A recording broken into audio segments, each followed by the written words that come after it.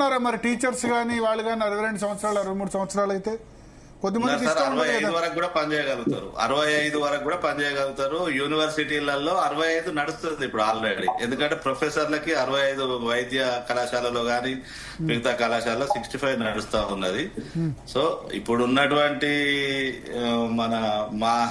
ఇప్పుడు పెరుగుతున్న వైద్య సదుపాయాలు అనుకోండి ఇవనుకోండి, ఇప్పుడు ఉన్న ఫిట్నెస్ మాత్రం 65 వరకు కూడా పనిచేయగలుగుతారు. ఓకే, కానీ మరి నిరుద్యోగం నుంచి వ్యతిరేకత వస్తుంది కదా సార్? అందుకే మేము కోరట్లేదు దీన్ని. మా సంఘాల నుంచి మేము ఆహ్వానం కోరుకోవడం లేదు, మేము డిమాండ్ గా పెట్టడం లేదు. ఓకే, మీరు డిమాండ్ పెట్టట్లేదు, బట్ ప్రభుత్వం చెప్తే గనక you are ready. At the same time ఇప్పుడు టీచర్స్ కొన్ని యూనిఫామ్ పోస్టులకు కష్టం కదా, టీచర్స్ సంగతి వదిలేస్తే డ్రైవర్స్, ఆర్టీసీ డ్రైవర్స్ కానీ పోలీస్ కానీ వాళ్ళకి వచ్చి శారీరక శ్రమతో కూడా ఉంటాయి కదా. అవును, ఆర్టీసీ డ్రైవర్లకి ఇబ్బంది అవుతుందండి. తర్వాత అదే విధంగా కొంత పోలీసు వ్యవస్థలో కూడా ఇబ్బంది అవుతుంది. టీచర్లకు సంబంధించి మాత్రం ఏం కాదు, 65 వరకు కూడా చెప్పగలుగుతారు. 65 వరకు చెప్పగలుగుతారు. రెడీ, ప్రభుత్వం నిర్ణయం తీసుకుంటే మేము దాన్ని పాటించేందుకు సిద్ధం. ఇట్లా వేరే రాష్ట్రాల్లో ఉందా? వేరే రాష్ట్రాల్లో వేరే దేశాల్లో ఎక్కడ ఉందా? ఎక్కడ లేదండి. 62 ఆంధ్రప్రదేశ్ లో ఉంది, బయట అంతా కూడా 60 ఉంది, కొన్నిట్లో 58 ఉంది. ఎవరో చెప్పారు నిన్న, హిమాచల్ ప్రదేశ్, ఏలూరు శ్రీనివాసరావు గారు చెప్పినట్టున్నారు. హిమాచల్ ప్రదేశ్ శ్రీనివాసరావు గారు కొన్ని 2-3 స్టేట్స్ లో 63, 62 వరకు ఉన్నాయి. 62 ఉంది, 62 ఉంది. హైయెస్ట్ 63. ఆంధ్రప్రదేశ్ హైయెస్ట్ 63. ఎక్కడ 63? హిమాచల్ ప్రదేశ్ లో 63. అంటే వాళ్ళు రీసెంట్ గా పెంచారా, ఇంతకు ముందే ఉందా? రీసెంట్ గా.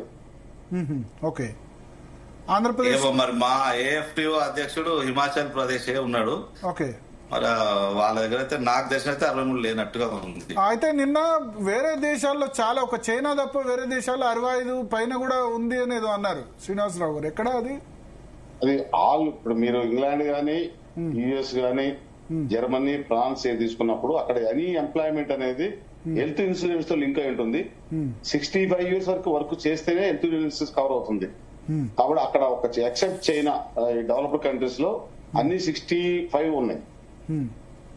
ఓకే, సో మనతో పాటు బిఎన్ రావు గారు కూడా ఉన్నారు, జాయిన్ అయ్యారు. బిఎన్ రావు ఫౌండేషన్ చైర్మన్. రావు గారు ఏమంటారు? నమస్కారం గారు అండ్ మిగతా పార్టిసిపేట్స్ అందరికి కూడా నమస్కారము. ఎట్లా పదవి విరమణ పెంపుకు సంబంధించి ఎట్లా చూస్తారు మీరు? నేను దానికి పూర్తిగా వ్యతిరేకం అండి. ఎందుకంటే మొదలై మనది జనాభా దేశము, నిరుద్యోగ శాతం ఎక్కువ ఉంది. సో వీళ్ళే ముందుగా వచ్చేసి మేము దీనికి యాక్సెప్ట్ చేయము, అనుమతించు, మేము ఒప్పుకోమని చెప్పాలి రావాల ముందు. ఒకటి ఏంటంటే వీళ్ళు పాత పెన్షన్ సిస్టమే కరెక్ట్, అంతే తప్ప కాంట్రిబ్యూషన్ చేసి వీళ్ళ డబ్బులతోనే రిటైర్మెంట్ బెనిఫిట్స్ వీళ్ళ డబ్బులతోనే గవర్నమెంట్ బిజినెస్ చేసి ఇంకెక్కడో ఎల్ఐసిలో అక్కడిక్కడ బాండ్స్ కొని అంతా కూడా వృధా ప్రయాస. ఈజ్ ఆల్ నెగిటివ్ ఎకనామిక్స్ అండి.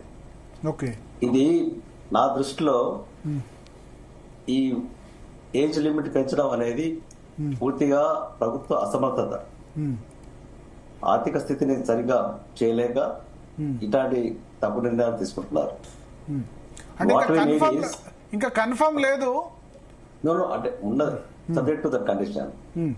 మన ప్రస్తుతం ఏంటంటే మన భారతదేశంలో ఒక మ్యాసివ్ ఎంప్లాయ్మెంట్ ప్రోగ్రామ్ తీసుకురావాలండి. That is the only way to solve the unemployment.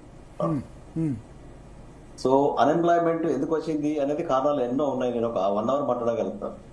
కానీ అన్ఎంప్లాయ్మెంట్ ఎందుకు వచ్చింది, ఎందుకు పెరుగుతున్నది, దాని నివారణ చర్యలు ఏంటి అనేది ఇంపార్టెంట్. సో ప్రస్తుతం weather it is state or central government ఏ రంగాల్లో పెట్టుబడులు పెడితే, బడ్జెట్ అలాట్మెంట్ చేస్తే అభివృద్ధి జరుగుతుంది. అభివృద్ధి జరిగితే దాంతో అదే ఉద్యోగ కల్పన జరుగుతుంది.